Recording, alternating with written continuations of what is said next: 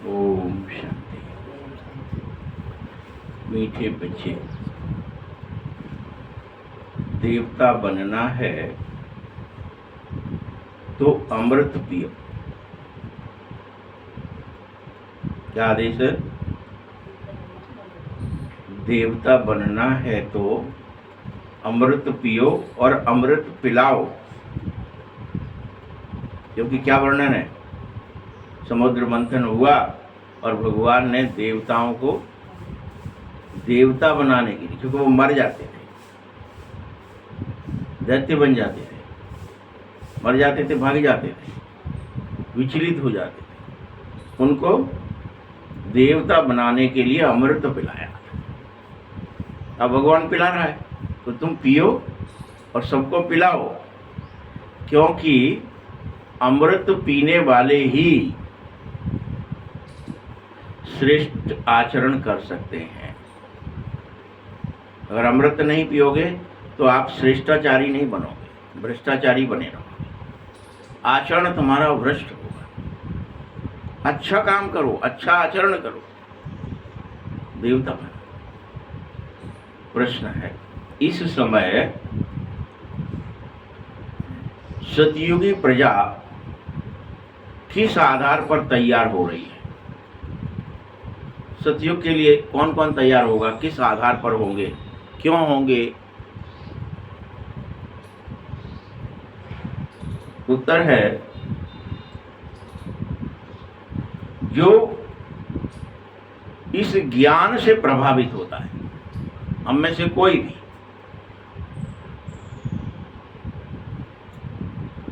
और जो मुरली सुनते समय बहुत अच्छा कहने लग जाता है।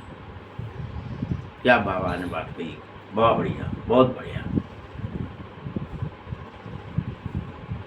और किसी हालत में पढ़ाई नहीं छोड़ता।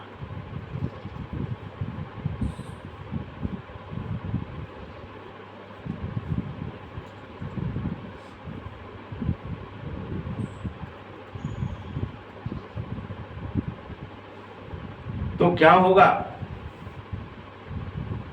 सतयुगी प्रजा बनने के लिए बहुत अच्छा सिर्फ कहेगा और पढ़ाई नहीं पढ़ेगा, मेहनत भी नहीं करेगा,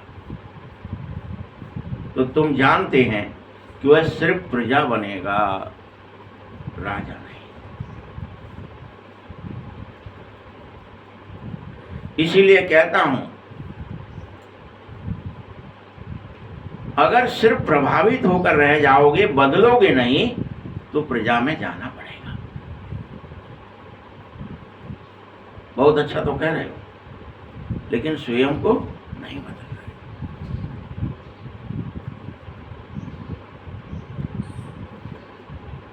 क्योंकि सूर्यवंशी राजा रानी बनने के लिए तो बहुत मेहनत चाहिए, दिन रात तपस्या चाहिए, दिन रात अमृत पीना पड़ेगा, पिलाना पड़ेगा।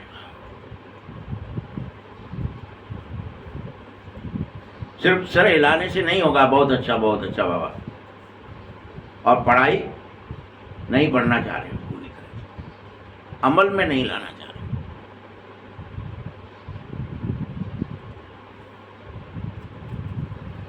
तुम्हारा हर हालत में पूरा अटेंशन होना चाहिए। सूर्यवंशी राजा रानी बनना है, याद करो और याद कराते रहो, तभी ऊंच पद मिल सकेगा, नहीं तो प्रजा बन के खत्म।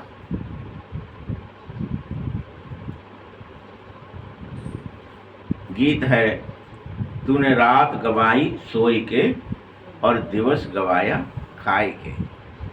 बस दो ही काम करते रहे, रात भर सोते रहे और दिन भर खाते रहे, खत्म हो गए काम। बच्चों ने गीत सुना कि तुम्हारा अब यह हीरे जैसा जन्म है, इसे कौड़ियों में मत गवाओ, यूं ही खाने और सोने में मत गवाओ, क्योंकि हीरे जैसा जन्म अभी कौड़ी जैसा हो जाएगा अगर तुमने सिर्फ यूं ही गमा दिया बगैर याद के, ईश्वरीय याद के, आत्मस्मृति के, परमात्मा के गुणों को धारण किए बगैर दिन गुजार दिया तो यह हीरे जैसा अमोलक जीवन कौड़ियों में चला जाएगा।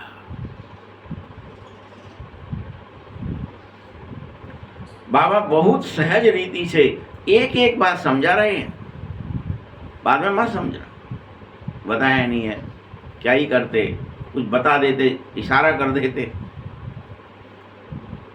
एक दिन भी गुजर गया माने वो हीरे जैसा जन्म था, कौड़ियों में आपने कमा दिया।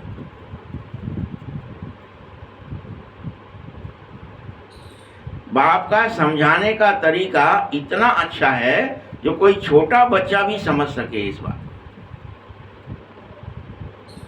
कोई श्लोक तो सुना नहीं रहा, कोई ऐसे गूढ़ बात तो बता नहीं रहा, वो तो जो बात है सो बता रहा है कि तुम याद करो, अमृत पियो और पिलाओ।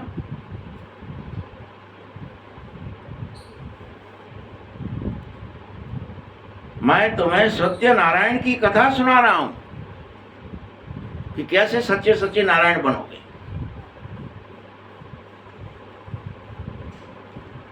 छोटे छोटे बच्चे भी बैठ जाते हैं, परंतु वह सत्संग आदि जो सुनते हैं वह सब कथाएं दंत कथाएं होती हैं।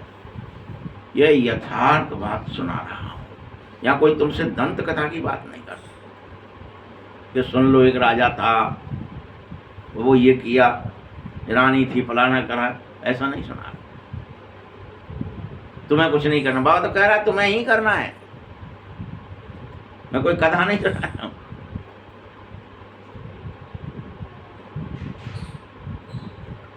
पता है कथा कोई ज्ञान नहीं, बनी बनाई कहानियां होती हैं। वो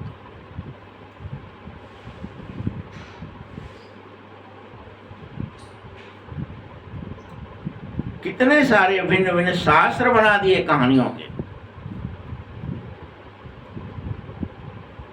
जिनकी कहानियां बैठ सुनते रहते, एक बार सुन ली फिर वही कहानी, फिर वही कहानी।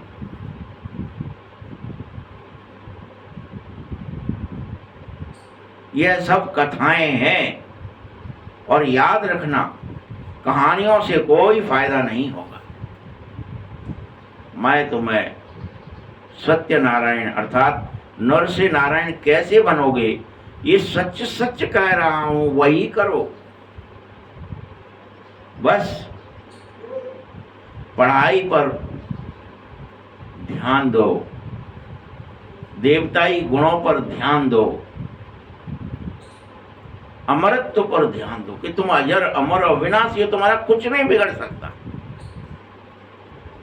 खाओ, क्यों खा रहे हो ज्यादा, क्यों सो रहे हो, क्योंकि तुम्हें लगता है हम मर न जाएं, और उसी पर ध्यान केंद्रित है, शरीर पर ही। तुम्हारे अपने अमरत्व पर, दैवीय स्वरूप पर, अमरता पर ध्यान ही नहीं है कि हम अजर हैं, अमर हैं, अविनाशी है। न भूख से मरते हैं न प्यास से, हम कभी मरते ही नहीं है, न बंदूक से, न गोली से, न बम से। हमें तो बस बाबा को याद करना चाहिए। ये अमृत पिला रहा है, ऐसे कोई दवा नहीं है कि आकर के दवा पिला रहा होगा कि लो अमृत एक जड़ी बूटी है या अमृत कोई चीज है, यहाँ पे पानी की तरह पिलाई जाती है, बोतल में कहीं भर के निकली है कोई कलश में। ये ज्ञान कलश है और इसमें तुम्हें दृढ़ता दिलाई जाती है कि तुम इसे पियो, रोज दृढ़ हो जाओ कि मैं तो अमर हूं, अविनाशी हूं, न कभी मरता हूं, न कभी मर सकता हूं, न कभी मरा हूं, न कभी मरूंगा। मैं शरीर नहीं हूं, मैं शरीर ही हूं, शरीर में रहने वाला।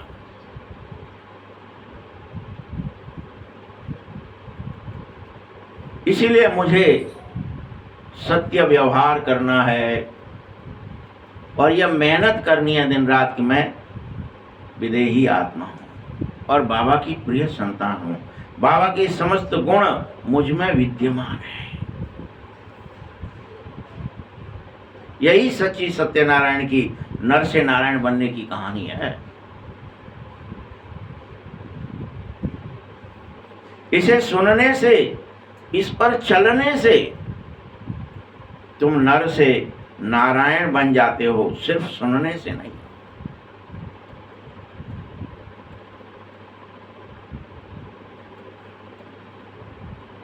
यही अमर कथा सुना रहा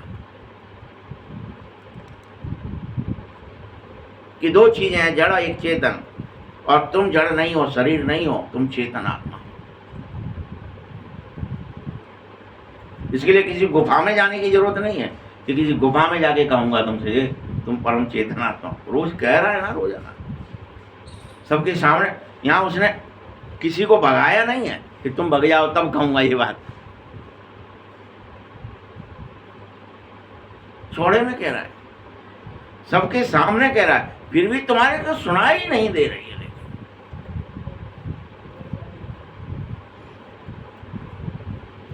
तुम संसार के समस्त आत्माओं को निमंत्रण दे दो कि आओ, भगवान जो अमरनाथ है वो अमर कथा तुमको सुनाएगा, और तुम जब सुन लोगे पूरी तरह, यानी उसका आचरण करने लगोगे, तो तुम अमर लोक जरूर चले जाओगे, देवता बन जाओगे, देवी बन जाओगे। तो भी कोई नहीं समझना चाहते हैं। शास्त्रों की कहानी सुनते आते हैं, लेकिन मिलता कुछ भी नहीं है। कहानी हम रोज सुनते हैं, कल सुनाई थी, सबको याद होगी। राम जी आए, पत्थर को छुआ, वो नारी थी, अहिल्या नाम था, गौतम की नारी थी।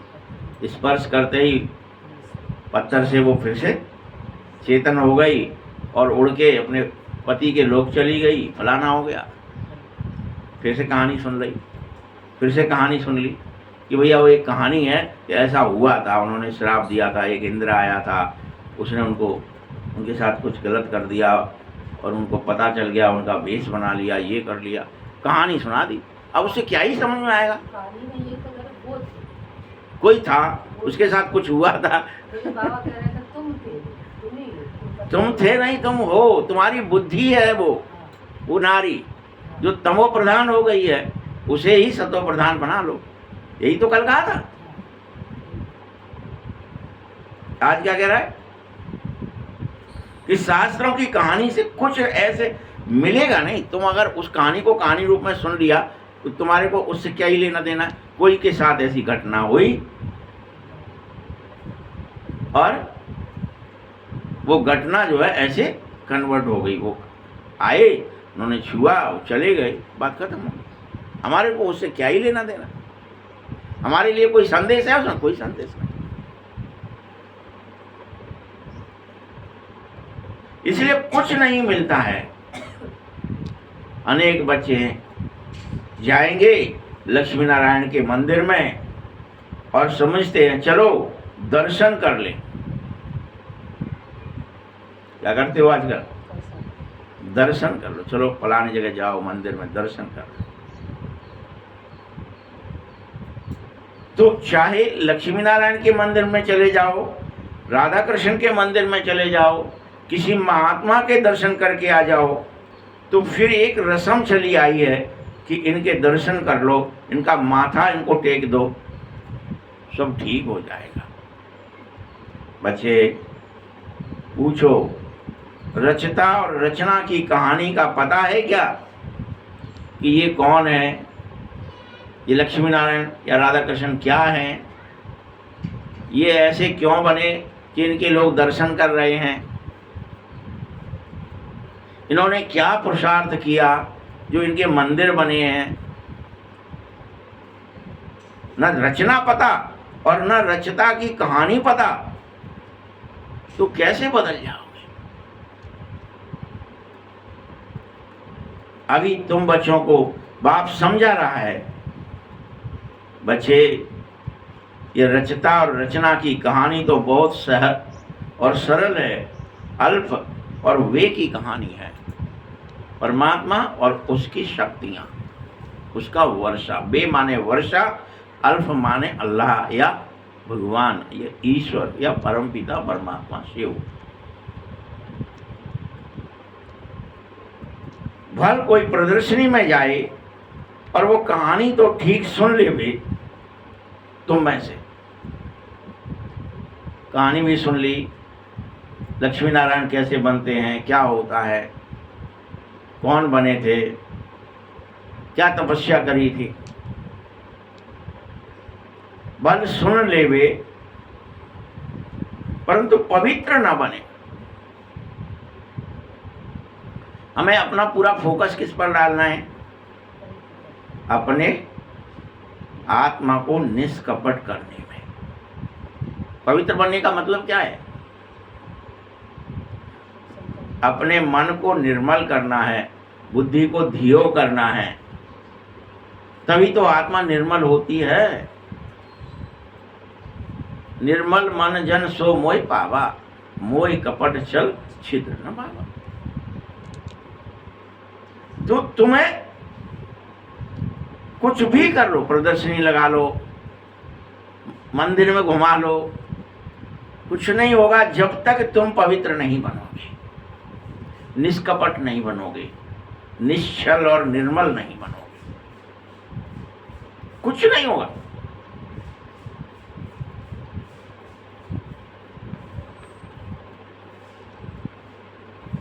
अनेक बच्चे ये समझ बैठे हैं कि विकारों में जाने की तो रस्म रिवाज बनी हुई है, हम क्या करें उसमें। क्या समझ बैठे हैं अपन? शादी होती है, ये रस्म है, हमने वो सारी रस्म अदा की है, तब शादी करी है, तो इसलिए हम कामी और कामना के लिए तैयार हुए हैं। ये तो रस्म है, ये तो हमारी रिवाज है। और ये रिवाज कब से है? अनादि है। ये समझ बैठे हो? ये तो बच्चों पैदा करने के लिए रहे, ये तो रिवाज है, ये तो करना ही पड़ता है, रीति है। अरे बच्चे, तुम्हें कोई बताता नहीं मंदिर में भी। जब तुम मंदिर देखने जाते हो, वहां देखते हो लक्ष्मी नारायण है, राधा कृष्ण है, तो कोई बताता नहीं है कि ये मंदिर में जो देवताएं हैं जिनके आगे तुम झुकते हो, ये सब संपूर्ण निर्विकारी के चित्र हैं।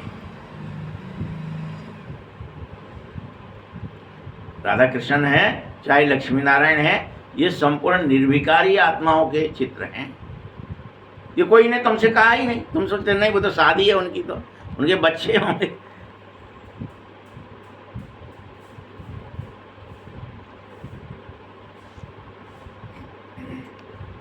इसीलिए तुम देवताओं के आगे जाते हो, फिर बाहर आते हो और आकर कहते विकार में जाना तो अनादि है और अनादि से चलाया है, हम भी जाएंगे।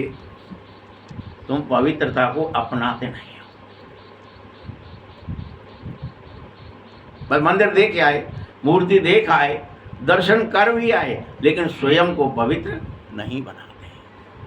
परिवर्तन नहीं होता कि जिस तरह से ये फोटो है, मुस्कुरा रहा है, हर्षित मुख है, प्रसन्न है, धीरवान है, गंभीर है, पवित्रता के कारण है और मुझे पवित्र होना है। इसको इसलिए देखा मैंने कि मैं ऐसा होने के लिए पवित्र बनूं। कोई ने देखा, कोई ने नहीं देखा। मंदिर जाना है, प्रसाद चढ़ाया जाता है, भेंट चाल तो पढ़ा, जो करा जाता है, दर्शन करे जाते हैं तो कर लेंगे, छवि निहारी जाती है तो निहार लेंगे, क्या निहारेंगे कुछ पता नहीं। कोई कोई जाके रोने लग जाते हैं, हो क्या सुंदर छवि है। अरे अपने को बदलो भाई, और सोचो कि मेरी छवि ऐसी हो जाए।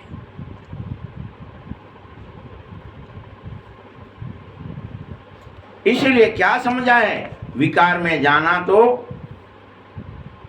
एक अनादि रस्म है विकार बगैर दुनिया कैसे चलेगी? जैसे तुमने ठेका लिया है,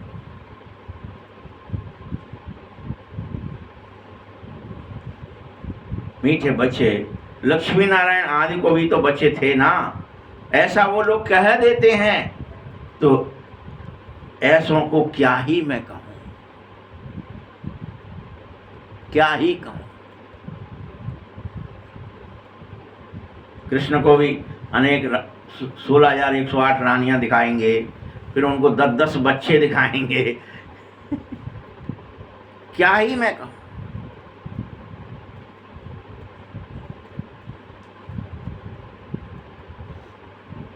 मनुष्य का मर्तबा तो दे न सके उन देवी देवताओं को, राधा कृष्ण को या लक्ष्मी नारायण को दे न सके। वो कोई मनुष्य नहीं थे जो 10-10 बच्चे पैदा करें एक एक रानी से।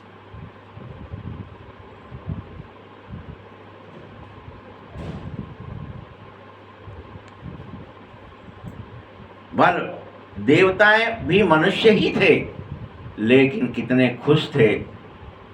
लक्ष्मी नारायण के राज्य में सब संपूर्ण रूप से सर्वगुण संपन्न, 16 कला संपूर्ण होते हैं, संपूर्ण निर्विकारी होती है प्रजा।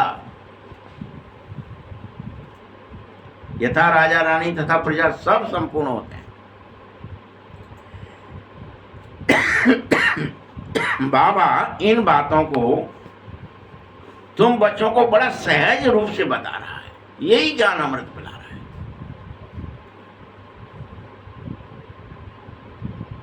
वो बकवासबाजी में मत फंसो कि उनको भी बाल बच्चे थे, 10-10 थे, 15-15 थे, क्या थे, अनेकों शादियां थी, ये इसमें मत फंसो। कहीं कहीं फिर दिखा देंगे भूदेवी श्री देवी, 2 पत्नियां हैं उनको, कहीं कुछ और दिखा देंगे, कहीं कुछ और दिखा देंगे।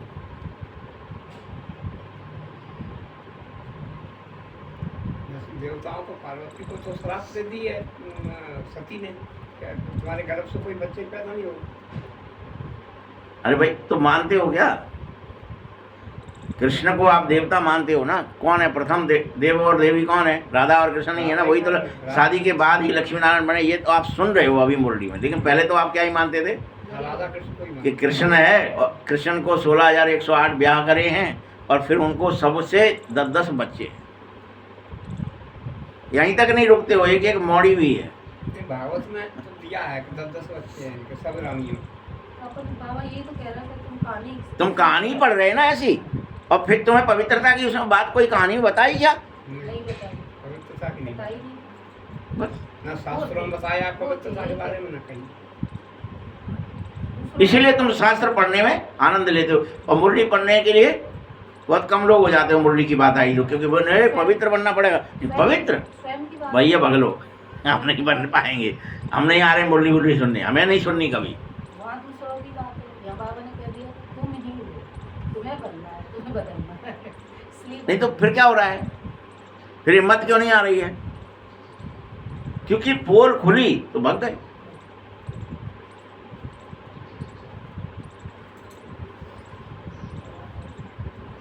बच्चे, तुम बच्चों को बाबा बहुत ही सहज रीति हर चीज बता रहे हैं कि यह भारत स्वर्ग था, लक्ष्मी नारायण राज्य करते थे, संपूर्ण पवित्रता थी, सब सुख चैन था।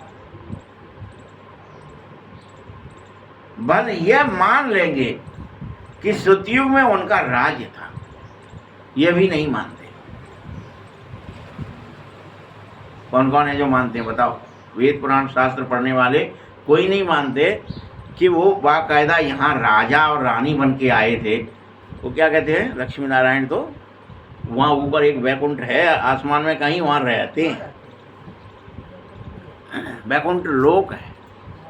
कोई नहीं मानता कि वो राजा रानी थे, यहाँ रहते थे, और तब उनके राज्य में शेर और गाय एक घाट पर पानी पिया कर, इतना संपूर्ण अहिंसक ये भारत था। मानते हैं क्या? नहीं मानते। जहां कोई दुख नहीं था,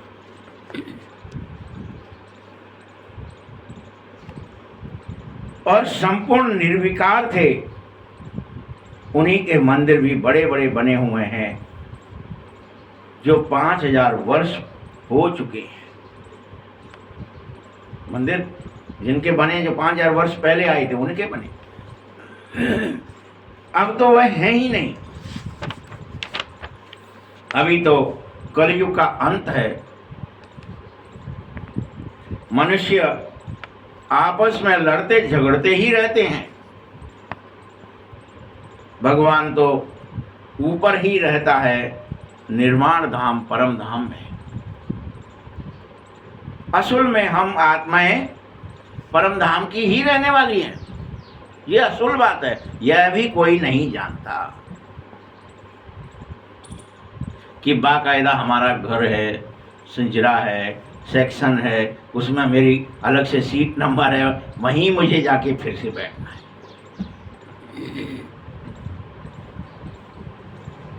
ये कोई पता ही नहीं किसी।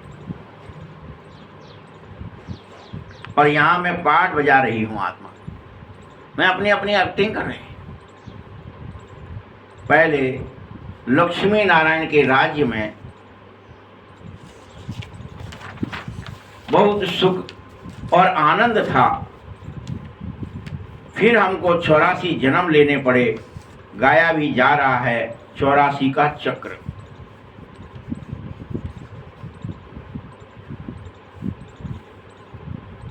हमने ही सूर्यवंश में 1250 वर्ष राज्य और भाग्य अपना लिया, उसकी धारणा की और वहां राजा बनकर रहे। वहां अथाह सुख और संपूर्ण निर्विकारता थी। तब हमारे हीरे जवाहरात के महल थे। कोई तरह का विघ्न नहीं था। निर्विघ्न थे, निर्विकार थे, निर्भय थे। फिर हमने ही राज्य किए और धीरे धीरे अनेकों जन्मों में 84 जन्म में आना पड़ा। ये संसार की हिस्ट्री ज्योग्राफी का इसी तरह से चक्र फिरता ही रहता है।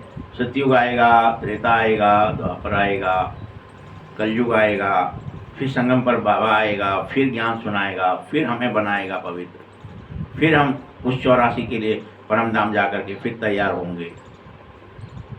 ये चक्र है, ये संसार की हिस्ट्री ज्योग्राफी का चक्र है। आधा कल्प सुख और आधा कल्प दुख। राम राज्य में जब होते हो तो संपूर्ण निर्विकारी होते हो, फिर मनुष्यों की वृद्धि होती है। सतयुग में सिर्फ 9 लाख होते। क्या कह दिया पहले जन्म में? सतयुग में सिर्फ 9 लाख। अभी इसको भी नहीं मान रहे लोग।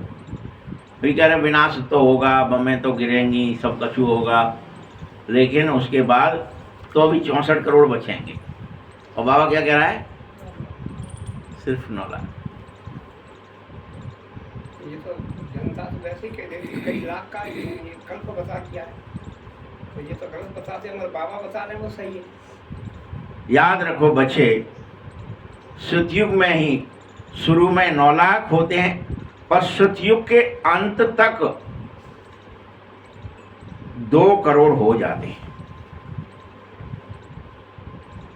आज मुरली में इतना स्पष्ट कह रहा है, जो प्रदर्शनी में नहीं लिखा है ये, लेकिन बाबा कह रहे हैं कि सतयुग के अंत तक 8वें जन्म तक तुम 2 करोड़ हो जाते हैं।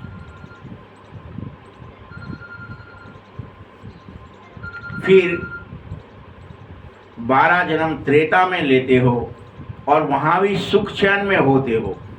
पूरे पृथ्वी पर एक ही धर्म होता है, एक ही राजा और राज्य होता है, त्रेता में भी। फिर क्या हुआ? तब त्रेता के एंड तक 33 करोड़ हो जाते हैं, 2 करोड़ से। फिर राम राज्य की जगह रावण राज्य शुरू हो जाता है, द्वापर आ जाता है। तो बाबा रावण राज्य और राम राज्य को बहुत सहज रीति से समझा दिया अभी बाबा ने। छोटे छोटे बच्चों को भी ऐसे बताना चाहिए, और क्या हुआ और क्या हुआ।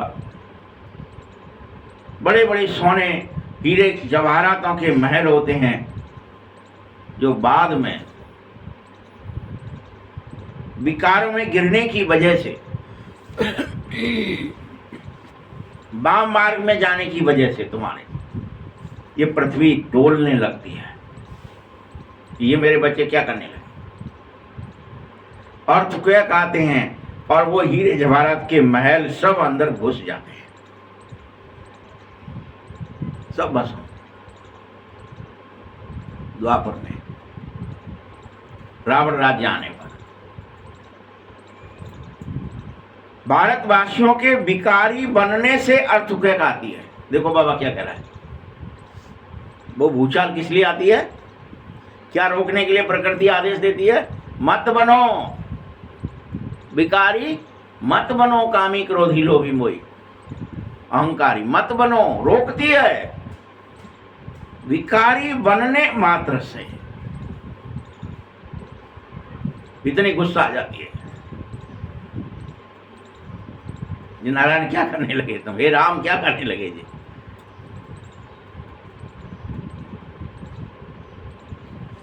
मात्र अपवित्र होने की वजह से ये सब होता है। पवित्र से अपवित्र हो गए। कहते भी हैं सोने की लंका अंदर चली गई, धस गई। और कौन सी बन गई, सोने की बन गई। कौन सी वाली सोना, सोना माने गोल्ड नहीं, नींद। अज्ञान की नींद में सो जाते हो। वो सोने की कहाँ चली जाती है, गोल्ड की कहाँ चली जाती है, अर्थक्वेक में चली जाती है। बच्चे कुछ तो बचा होगा जिससे फिर मंदिर आदि बनाए होंगे। भक्ति मार्ग में क्या शुरू हुआ, मनुष्य विकारी होने लग गया। द्वापर आया, वाम मार्ग में गए, चीख पुकार करी और तुम विकारी होने लगने से भक्ति शुरू कर, रोने लग गए, हे भगवान कहाँ हो, बचाओ, हे ईश्वर तुम कुछ करो।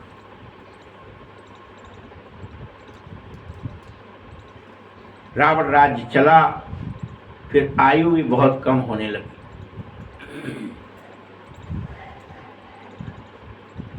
हम निर्विकारी योगी से विकारी और भोगी बन गए।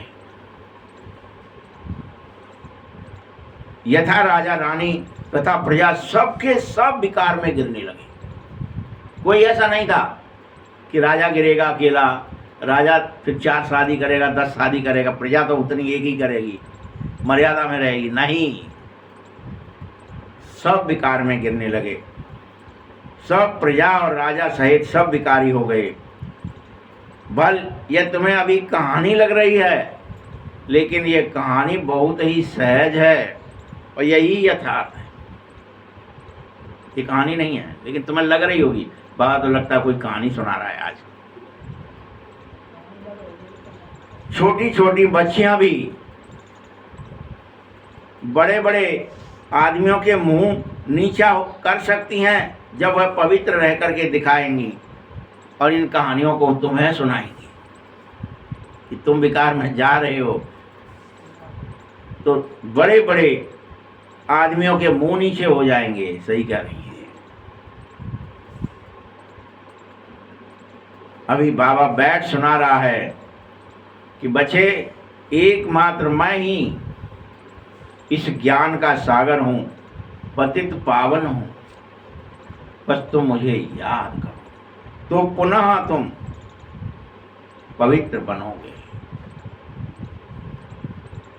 द्वापर में भोगी पतित बन गए तो क्या हुआ पता है, भोगी होने से, पतित होने से आपस में लड़ाई झगड़े,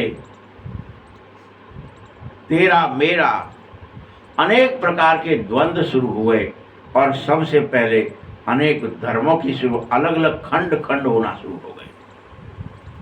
अखंड थे, एक पूरे विश्व में एक छत्र राज्य था, एक राजा था, लेकिन नहीं, ये हमारा अलग देश रहेगा, हमारा अलग राजा रहेगा, हमारा बंटवारा चाहिए।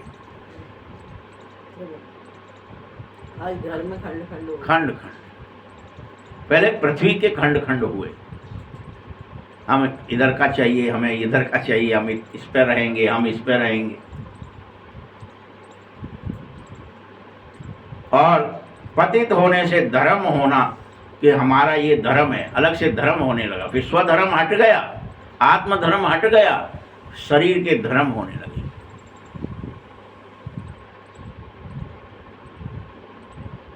क्योंकि पतित होने की वजह से जो अमृतता का नशा था, अमृत का जो नशा था, वह खल्लास हो गया कि मैं अजर अमर अविनाशी आत्मा हूं। उसकी जगह क्या खल्लास हो गया? नहीं, मैं तो देह हूं, देह में भी मैं स्त्री पुरुष हूं, देह में भी राजा प्रजा, अलग ऊंच नीच हूं।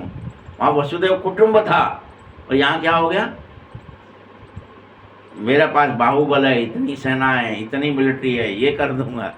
हो गया खंड खंड। और आपस में तुम लड़ाई और झगड़े करने लगे। पहले ये मैं शैव हूं, मैं वैष्णव हूं, मैं साकार हूं, मैं निराकार हूं, ऐसे धीरे धीरे शुरू हुए ये झगड़े। और शंकराचार्य ने आके रोके। नहीं रोके, चलते रहे अभी। तब तो बहुत ज्यादा हो रहे थे, टोटके वाले आ गए बहुत सारे लोग, मंत्र सिद्धि, तंत्र सिद्धि, ये सब 1400 वर्ष हुए शंकराचार्य को आए। 2500 वर्ष पहले की बात बता रहे बाबा। तो शंकराचार्य तो तब आए ना जब विकृति बहुत फैल गई। जैसे कोई गिरे तो गिरने में तो एकदम क्या ही होगा, उसका असर क्या होगा। एक ही जन्म में आपके पास कितने असर हो रहे हैं कि आपका अलग अलग परिवर्तन हो रहा है। तो आप अपने एक जन्म की याद है, जिस जन्म की, उसमें आप क्या देख रहे हो कि पहले हमारे सामने ये था, अब ये हो गया, ये बदलाव देख रहे हो। वैसे वो एक एक जन्म में बदलाव देखे उन्होंने।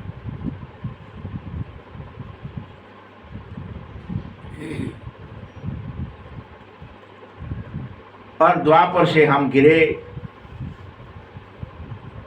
कलयुग में आते आते हम और ही विकारी बनते चले गए। हम गिरे वहां पे, भक्ति करी, पूजा करी, पाठ करे, मंदिर बनाए, मस्जिद बनाई, गुरुद्वारे बनाए, अलग अलग मतलब चर्च बनाए, कोई कुछ बना रहा है, कोई कुछ, इसमें लग गए। लेकिन कलयुग में और विकारी बने, तो फिर हमने पत्थर की मूर्तियां बनाई, हनुमान बनाए, गणेश बनाए, डॉट डॉट डॉट। ये कलयुग में बनाए। जगह जगह, गांव गांव, हर गांव में एक हनुमान होगा ही होगा, मंदिर होगा ही। कहीं गणेश का होगा तो कहीं किसी हनुमान का होगा, कहीं किसी का होगा। और पत्थर बुद्धि हो गई, अब पत्थरों की पूजा करने लगे। सोचो क्या हालत हुई। ये भगवान पोल खोल रहा है हमारी। और मुझको भी, खुद को ही नहीं, अकेले को, मुझको भी ये समझने लगे कि अब भगवान भी पत्थर ठिक्कर, कुत्ता बिल्ली सब में घुस गया है। भगवान भी कहाँ है? पूछा तो कहाँ है? भगवान कण कण में है, भगवान पत्थर में है, फलाने में, सब जगह भगवान ही है। ऐसे करते करते देखो इस भारत की क्या हालत हो गई है। तुम विकार में गिरे, उसका क्या क्या परिणाम हुआ है। बुद्धिहीन हुए, अमरता खोई, शक्तियां खोई, ज्ञान खोया, गुण खोए, सब खो दिया। अब फिर बाप कह रहा है, मैं आया हूं, तुम इस विष को छोड़ दो, इस विकारों को, पतितपने को छोड़ दो। इसलिए इसे विषय कहते हैं। विष पिया मतलब विषय।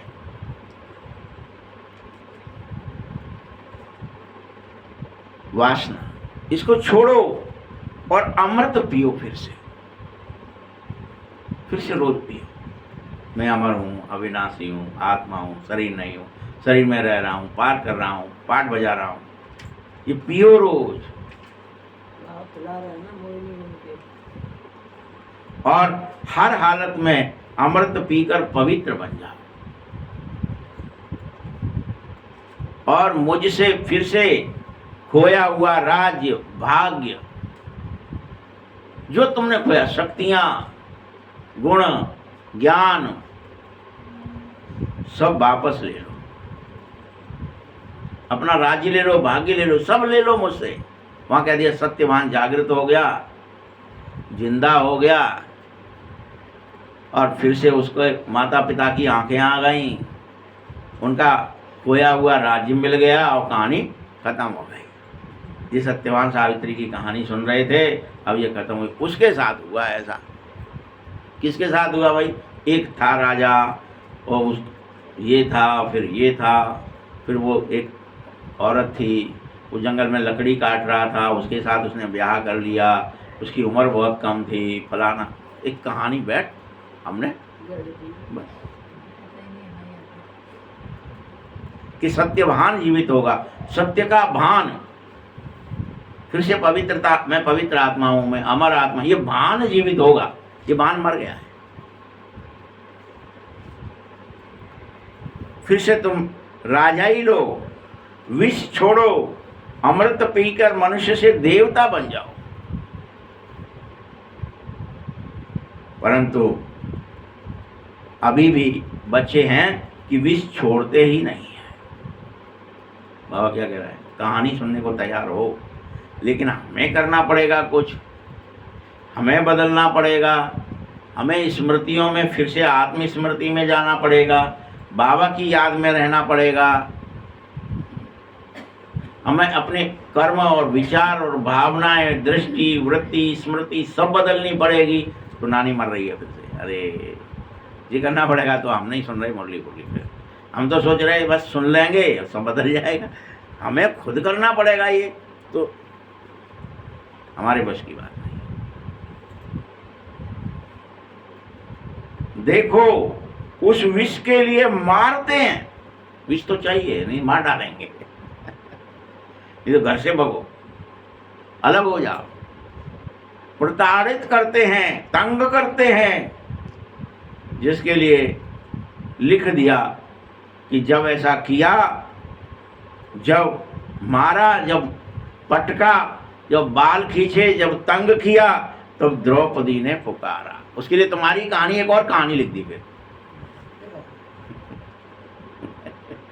कि वो ऐसा एक दुर्योधन है, एक दुशासन है, एक फलाना है, एक ढिकाना है, फिर उसने ये किया और पटका, मारा और नग्न करने की कोशिश करी।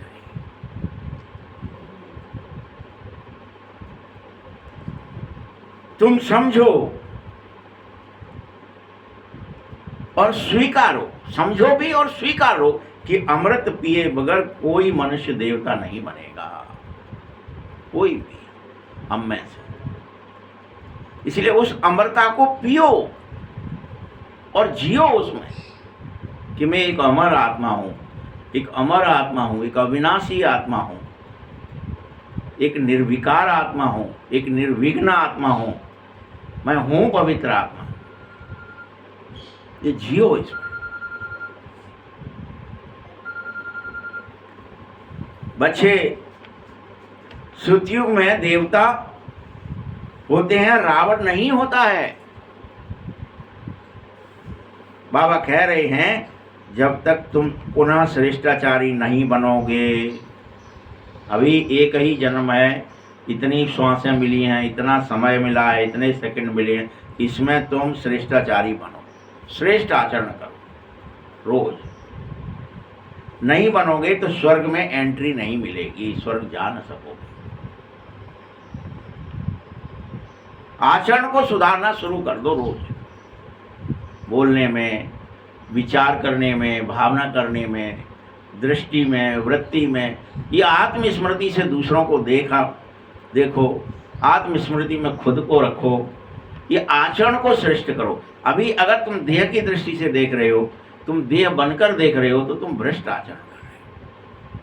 अमरता का आसन भूल करके मरने वाली चीज को याद कर रहे हो, मृत समझ रहे हो। आए मर जाएंगे इसलिए उसकी सेवा करो, मर न जाए इसलिए पैसा इकट्ठा करो, मर न जाए इसलिए रोटी खाओ, मर न जाए इसलिए ये करो। हम बार बार देह समझकर देह की दुनिया की विचारों की चक्कर में फंस जाते, दूसरों से स्वयं से वही व्यवहार करते, अमरता का भूल जाते और मरता का याद करते। जो श्रेष्ठाचारी है वह सबके सब भ्रष्टाचारी हो गए हो। तुम्हारा आचरण श्रेष्ठ होना चाहिए था, तुम सब रोज भ्रष्टाचरण करते हो, रोज याद करते हो देह और दुनिया। फिर अब अमृत पियो, श्रेष्ठाचारी बनो। बाबा कह रहा है माम एकम याद करो, मैं एक ही हूं, बस मुझे याद करो, तब तू श्रेष्ठ आचरण करने लगेगा। तुझमें हिम्मत आ जाएगी, सामर्थ्य आ जाएगी, सफलता मिल जाएगी, सार्थक हो जाएगा तेरा जीवन, तेरा श्वास श्वास, तेरा संकल्प, तेरा समय, तेरी शक्तियां तुम्हें वापस मिल जाएगी।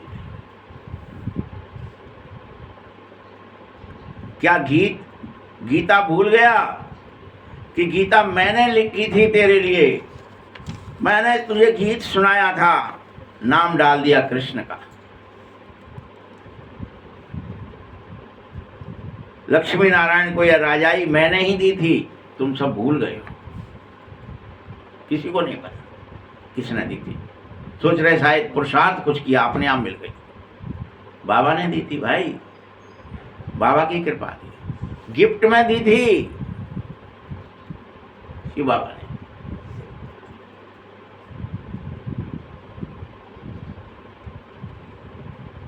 इसीलिए फिर कहता हूं, भगवान ही सब देते हैं। अगले जन्म में भगवान ने राजयोग सिखाया है, तब तुम कृष्ण बने हो। जब कृष्ण बन जाओगे तो तुम्हें ये भूलना नहीं चाहिए कि मैं अपने पुरुषार्थ से बने, भगवान ने सिखाया था, उसमें सीख लिया, जो बन गया। समझने की प्रैक्टिस करो, कहानी मत समझो इसे। बहुत सहज कहानी सुना रहा हूं तुम्हें मैं, तुम्हारी कहानी है, तुम्हें ही सुननी होगी, समझनी होगी और चलना होगा इस कहानी पर। सुन के निकाल नहीं देना है कि ठीक है वो तो औरों के लिए थी, वो तो पार्वती के लिए अमर कथा थी, वो तो फलाने के लिए तीजरी की कथा थी, वो तो लक्ष्मी नारायण की सत्यनारायण की कथा तो पूनों को सुनाई जाती है, इसलिए सुन लिया हमने। बाबा को कितना समय लग रहा है तुम्हें लक्ष्मी नारायण की कथा सुनाने में, इतना 100 वर्ष लगते हैं टोटल। सुनाता ही रहता है, सुनाता ही रहता है, सुना जाता भी नहीं है, रोज सुनाता है आकर के, ए बच्चे। कि वही कोई ऐसा दिन है जिस दिन उसने नहीं कहा हो तुम आत्मा हो और मुझे याद करो आत्मा समझ कर? कोई दिन गया? नहीं गया, हर दिन सुनाई।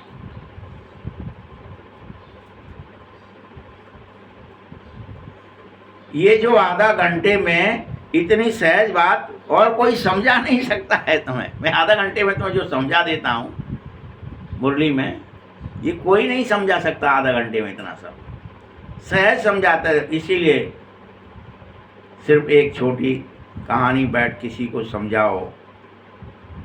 अगर दिक्कत आ रही है समझाने में तो चित्र हाथ में ले लो, फिर समझाओ और खुद को जरूर समझाओ कि सतयुग में लक्ष्मी नारायण फिर राज्य करेंगे, त्रेता आएगा फिर राम सीता राज्य करेंगे, फिर द्वापर आएगा फिर रावण राज्य शुरू होगा, राम राज्य खत्म हो जाएगा। कितनी सहज कहानी बता रहा हूं,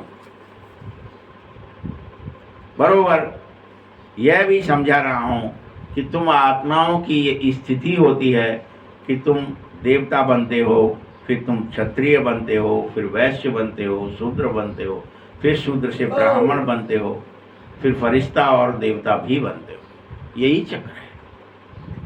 ये कहानी बैठ सुना रहा हूँ, समझा रहा हूँ कि ये कहानी सब तुम्हारी है। तुम ही देवता हो, तुम ही क्षत्रिय हो, तुम ही वैश्य हो, तुम ही शूद्र हो, तुम ही ब्राह्मण हो, तुम ही फरिश्ता हो। ये सब तुम्हारी है।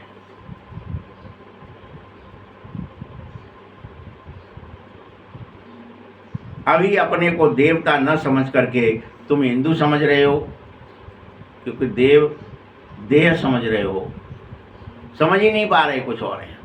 हिंदू है हम तो भैया, देवी देवतन की पूजा करे हुए आ रहे हैं हम तो, रामायण पढ़ते हैं इसलिए हिंदू हैं, तिलक लगाते हैं इसलिए हिंदू है। हिंदू की कोई परिभाषा नहीं, हम हिंदू है भैया। छुट्टियां रखाते हैं इसलिए हिंदू हैं, जनेऊ डालते हैं इसलिए हिंदू है।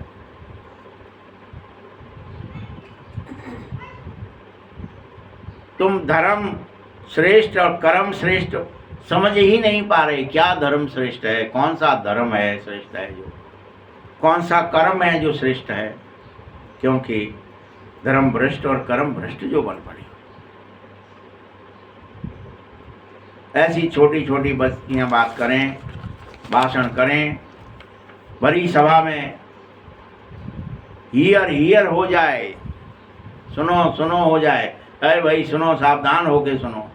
ये क्या ही कह रही हैं छोटी छोटी बच्ची। इसलिए बाबा ने बच्चियों को आगे रखा। तुम कहो, मैं कहूँगा तो कहेंगे ये बूढ़ा तो सटे आ गया। बाबा सभी सेंटर वालों को सुना रहा है, तुम संसार वालों को सुनाओ। सेंटर वालों को कौन सुना रहा है? बाबा सुना रहा है। तुम किसको सुनाओ? जो सेंटर में नहीं आते उनको पकड़ पकड़ के सुनाओ, भैया सुन अमृत पी, आजा मैं तुझे अमृत पिलाऊं। अब ये बड़े बड़े नहीं सीखेंगे तो छोटी छोटी कुमारियां सिखाओ इन्हें, बाण मारो। यही कहा कि भीष्म को, वो भीष्म बूढ़े हो गए, बड़े हो गए, उनको जाकर के वेनला बन के कन्या खड़ी हो गई और उन्होंने बाण छोड़ दिए और फिर अर्जुन ने बाण मार दिए। ये कहानी तुम्हारी है, इस समय की है। दिल्ली बम्बई आदि बहुत अच्छी अच्छी कुमारियां पढ़ रही हैं, पढ़ी लिखी हैं, उनको तो खड़ा होना ही चाहिए। संसार में बहुत काम है जो तुम्हें कर सकना है, करना ही होगा, कुमारियों को करना ही होगा। अगर कुमारियां खड़ी हो जाएं तो बहुत नाम रोशन हो जाए तुम्हारा। साहूकार घर की जो कुमारियां हैं बहुत मुश्किल से हिम्मत रख पा रही हैं कि हम ज्ञान में चलें, पवित्र बने, क्योंकि उन्हें अपने साहूकारी का नशा है और समझते हमें तो दहेज आदि सब मिल जाएगा, क्या ही करना है, जाकर के कहीं बैठेंगे आराम से,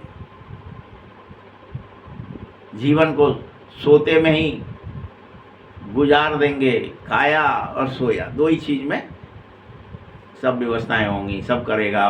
पति पैसे वाले घर के में जन्म हुआ है तो पैसे वाले घर में ये सब मिल जाएगी फैसिलिटी, और दिवस गवाया खाए के और रात गवाई सोए के, इसी में बढ़िया गुजर जाएगी। कुमारियां शादी कर काला मुंह कर देती हैं तो बेचारी को सबके सामने झुकना पड़ता है कि तुम हमारे सामने भी झुको, हमारे सामने भी झुको। बाबा कितना सहज समझा रहा है। बच्चे, तुम्हें पारस बुद्धि बनने का ख्याल क्यों नहीं आ रहा बार बार? क्यों अभी भी पत्थर बुद्धि बने बैठे हो? पारस बुद्धि बनो, इसका ख्याल करो कैसे बनेंगे, कैसे निर्मल मन बनेंगे, निर्मल बुद्धि बनेंगे, धियो बुद्धि बनेंगे, कैसे अपने संस्कारों को परिवर्तन करेंगे, देवीय संस्कार धारण करेंगे, दैत्य बनेंगे नहीं।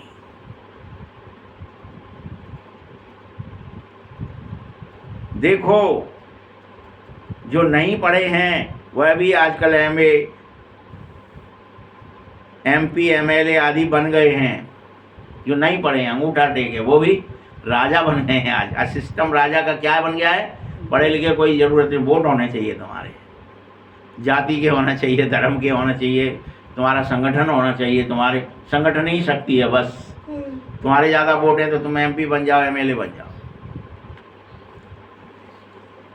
पढ़ाई से तो क्या ही नहीं, कोई नहीं राजा बन सकता है। अभी तो वोट से बनते हैं। कितने ही पढ़े लिखे हो, कितने ही विद्वान हो, लेकिन राजा नहीं बन सकोगे। उसके लिए तो आपको चुनाव ही लड़ना पड़ेगा। सही है। यह पढ़ाई बहुत ही सहज है बच्चे, औरों को सिखाओ, परंतु श्रीमत पर नहीं चलोगे तो पढ़ोगे भी नहीं। बहुत अच्छी अच्छी कुमारियाँ हैं, परंतु अपना ही नशा नहीं चढ़ रहा है। थोड़ा काम किया, समझती हैं हमने तो बहुत काम कर लिया। अरे बच्चे, अभी बहुत काम पेंडिंग है, अभी बहुत कुछ करना है, तुम्हें फरिश्ता बनना है और इस विश्व की सेवा करनी है। आजकल फैशन में कुमारियां रहने लगी हैं, ये ठीक नहीं है। वहां तो नेचुरल फैशन होगा तुम्हारे पास, तुम देवता बन जाएंगे तो नेचुरल ब्यूटी होगी, सारा नेचुरल श्रृंगार होगा। बच्चा जन्मेगा तो उसके अंदर ही काजल ऑटोमेटिकली, आंखों में काजल के सुरमा जैसे काजल बन के आएगा, आंख में लग के आएगा प्रकृति के द्वारा। होंठों पे ऑटोमेटिक लालिमा होगी, हर श्रृंगार होगा। चेहरे में खुशी के कारण खुशनुमा चेहरा होगा ही।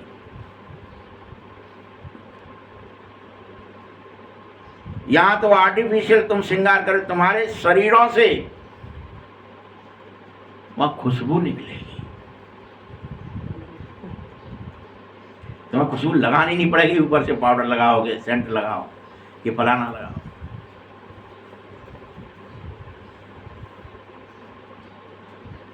यहाँ तो सिर्फ बाल बनाने में ही तुम कितने पैसे दे देते हो, बाबा को बड़ी दिक्कत हो रही। यहाँ क्या ही कर रहे हो तुम, किस में लगे हो? सिर्फ बाल बनाने में ही इतने पैसे दे देंगे, जाके बाल बनवाएं। ये तो माया का भवका है,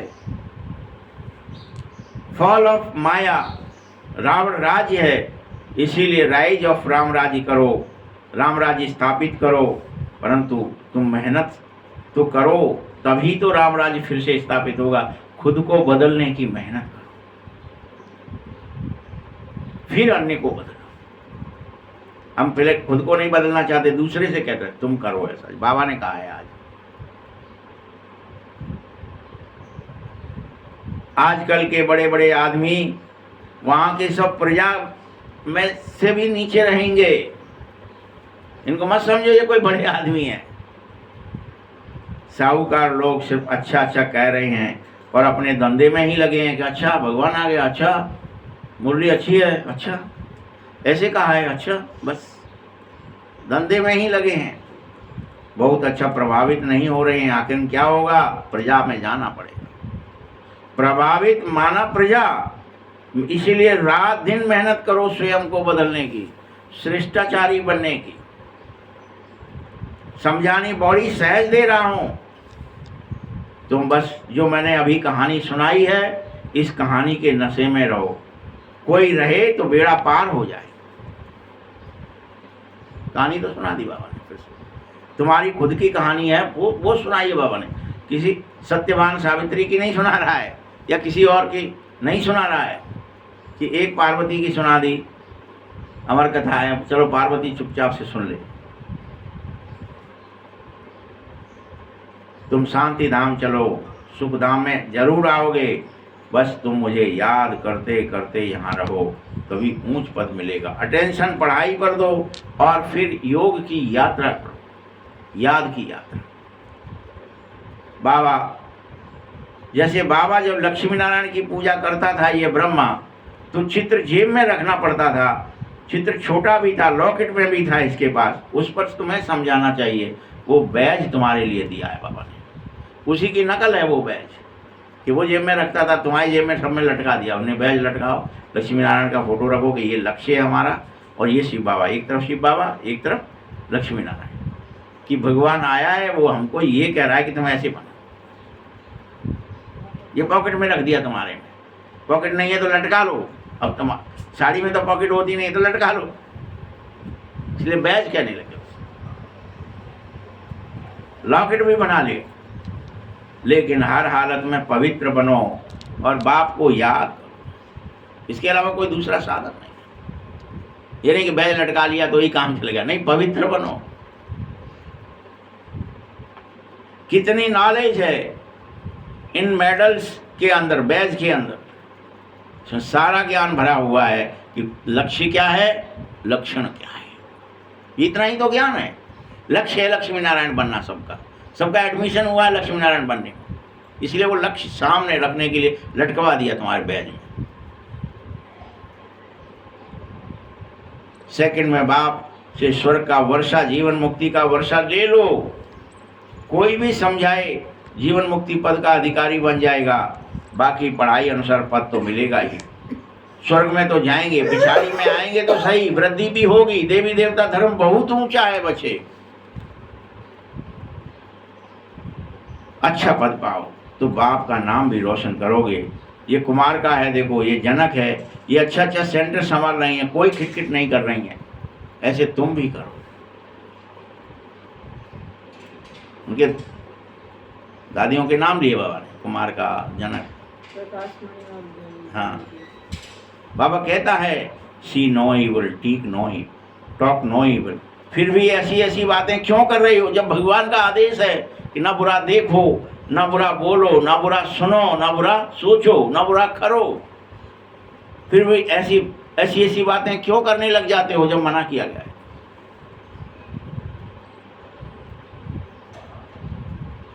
इतनी सहज सेवा भी नहीं कर सकते क्या? छोटी छोटी बच्चियां भी ये समझ नहीं सकती क्या? सुनाओ सबको, तुम बंदर सेना बन जाओ। बंदर सेना तो बड़ी मशहूर है भाई, क्योंकि सीताएं तो रावण की जेल में चली गई हैं, उनको तो निकालो। हैं? कहाँ चली गई हैं? रावण की जेल में चली गई हैं, निकालो उनको। कहती हैं मैं तो फंसी हुई हूँ। क्या करें आत्माएं सब विवश होकर, क्या करें? हम तो काम में फंसे हैं, धंधे में फंसे हैं, बिजनेस में फंसे हैं, आलस में फंसे हैं, इसमें फंसी हुई हैं। कथाओं ने क्या क्या बना दिया, ऐसे ऐसे कई भाषण करो और उनसे पूछो तुम क्या बनना चाहते हो। सिर्फ दूसरे से कहेंगे इसका ज्ञान बहुत अच्छा है, खुद समझने में देरी क्यों कर रहे हो? फिर इससे क्या ही फायदा होगा दूसरों को कहने से। अच्छा, मीठे मीठे सकीलदे बच्चों प्रति माता पिता बाप दादा का याद प्यार और गुड मॉर्निंग। रूहानी बाप की, रूहानी बच्चों को नमस्ते। रूहानी बच्चों की भी बाप दादा को बहुत बहुत याद प्यार और नमस्ते। धारणा के लिए मुख्य सार है, पारस बुद्धि बनने के लिए पढ़ाई पर पूरा पूरा अटेंशन दो। पारस बुद्धि बनो, बार बार बाबा कह रहे हैं पारस बुद्धि बनो, पारस बुद्धि बनो। और हमने बस कहानी पढ़ ली, आए राम जी, छुआ उन्होंने, अंगूठा छुआया और पारस बुद्धि हो गई। लेकिन हम बनना ही नहीं चाहते हैं कि भगवान जो कह रहा है वो हमको टच हो जाए बात, और हम उस पर चल पड़े। जो अपवित्र हो गए थे फिर से पवित्र हो जाएंगे। जो इंद्र ने जो इंद्रियों के द्वारा हमें अपवित्र किया, तो कहानी में स्पष्ट लिख दिया, सो अतेंद्रिय हो जाओ बस। ये देवता छल करते थे, पर ये नहीं बताया कि भावार्थ क्या है। श्रीमत पर चढ़ना है, पढ़ना है, हद की साहूकारी का नशा छोड़ना है, फैशन आदि छोड़ देना है, बेहद सेवा में लग जाना है। फैशन छोड़ो, साहूकारी का नशा इस संसार का छोड़ो, सब छोड़ो और सेवा में लग जाओ। खुद याद करो आत्मस्वरूप मिट्टी को, सबको याद करो, याद में रहो। दूसरा पॉइंट है hear no evil, see no evil, dot dot dot. जितनी बातें कही हैं, बुरा ना देखो, सुनो, बुरा ना सुनो, बुरा ना करो, ये कोई भी व्यर्थ बातें नहीं करनी है, किसी पर प्रभावित नहीं होना है। अरे वो बहुत अच्छा, उसको प्रभावित हो नहीं, प्रभावित होने से प्रजा बन जाओ। सबको सत्यनारायण की छोटी सी कहानी सुनाओ, बड़ी बड़ी कथा मत सुना देना। वरदान है नए जीवन की स्मृति से कर्मेंद्रियों पर विजय प्राप्त करने वाले मर जीवा भव। जो बच्चा पूरा मर जीवा बन जाता है उसे कर्मेंद्रियों की कोई आकर्षण नहीं रहती। तुम मर जीवा बन जाओ, कर्मेंद्रियों की आकर्षण ही नहीं रहा। आँख क्या देख रही है, कान क्या सुन रहा है, हाथ क्या कर रहा है, मुंह क्या बोल रहा है, नाक क्या सूंघ रही है, कोई कर्मेंद्रिय आकर्षित न करे। मर जीवा बन गए माने सब तरफ से मर जाओ, इंद्रियों से मर जाओ। मरा हुआ कुछ कर सकता है कि हाँ, मरे मुर्दा देख सकता है, मुर्दा सुन सकता है, बोल सकता है, कर सूंघ सकता है, कुछ कर सकता है, हाथ पैर उठा सकता है, मटका सकता नहीं। तुम मर गए हो, तुम्हारी आयु समाप्त हो गई है, नया जन्म हो गया है, तो नए जन्म के जीवन की कर्मेंद्रियों के वश हो जा कैसे हो सकते हो भला? ब्रह्मा कुमार कुमारी नए जीवन में बने हो, तो अब तुम्हें समस्त कर्मेंद्रियों पर विजयी बनना है। शूद्रपना जरा भी सांस अर्थात संस्कार में अटका हुआ न रह जाए, कहीं सांस ना आ जाए वापस में, पूरा ही मर जाओ कि फिर से वो शूद्रपने की सांस आ गई। नहीं चाहिए सांस बाबा को वापस तुम्हारे शूद्रपने की, पूरा ही मरो। स्लोगन है, अमृत बेले दिल में भगवान का प्रेम समालो, तो कोई प्रेम और प्रेम आकर्षित ही न कर सके। इतना प्रेमी बन जाओ बाबा के, ओह बाबा आया है, बाबा से मिलना है, बाबा से बात करनी है, बाबा निराकार है, बाबा से को देखना है, बाबा जैसा बनना है, निर्मोही निर्विघ्न निर्भय। तो बस फिर क्या होगा, बाबा का प्रेम तुम्हें जब हो जाएगा तो अन्य कोई प्रेम आकर्षित ही नहीं कर सकेगा। अव्यक्त इशारे हैं, संगठन में सफलता प्राप्त करने के लिए सदा नम्र चित्त के तख्त पर विराजमान हो जाओ। इसी तख्त पर बैठ जिम्मेदारी का ताज धारण करो और भविष्य की पदवी बनाओ खुद। तख्त से उतरना नहीं है तुम्हें, अब इसी पर बैठकर काम करो, तभी सफलता मिलेगी। हम उतर करके सफलता लेना चाहते, तख्त से उतरेंगे फिर गलियों में घूमेंगे फिर सफलता लेना चाहते, नहीं मिलेगी। तख्त पर बैठकर काम करो तो सफलता मिलेगी। इसके लिए पहले आपका पाठ पक्का होना चाहिए, इससे पक्के संस्कार सबके साथ सहज ही मिल सकेंगे। ओम शांति।